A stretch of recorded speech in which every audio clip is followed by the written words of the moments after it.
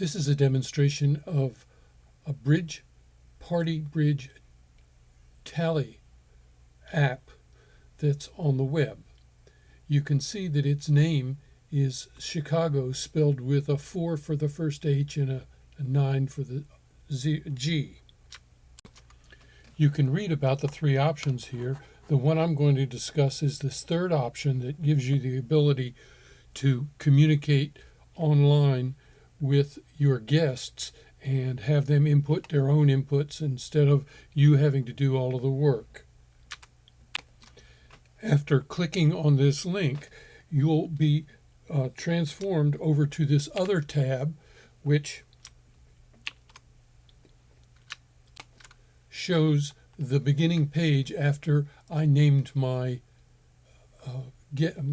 party killer. So you can see at the top of the page there how I can come back to this page by saying host/killer.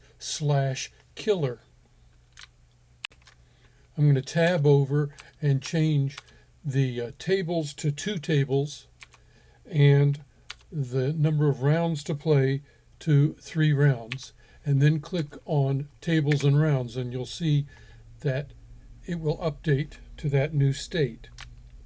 Notice that the first round is selected and we have 8 people playing, named the default names 1 through 8, with over on the upper right hand corner you can see that we all have a 0 score.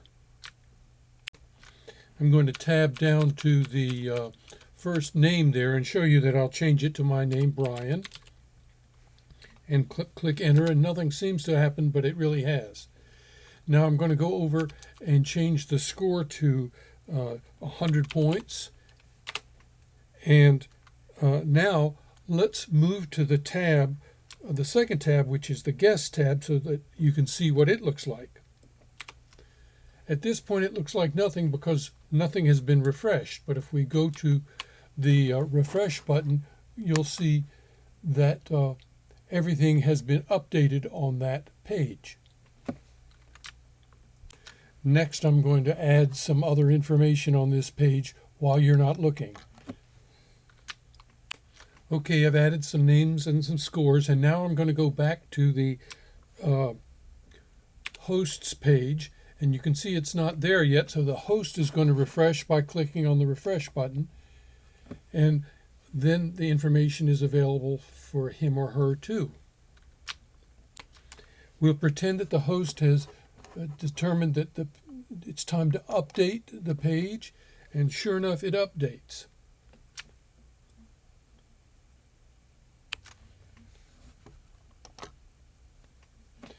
Well, I had to press it twice to make it update, but you can see round 2 now has the same partners, the same players, but in different places, assuming that the winners from the first round change tables and go to the higher number table.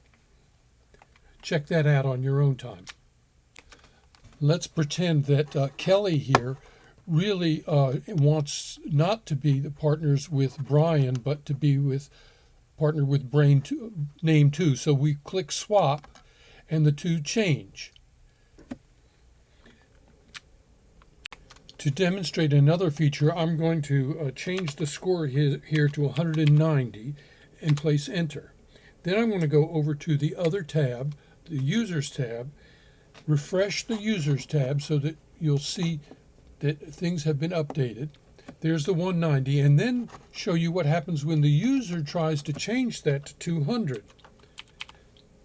When he or she clicks enter, he's warned by this alert that that score is different from what it was. He can choose to leave it that way or change it back. Notice that we are on the guests page now, and there are fewer controls at the top, but all of the score information is there.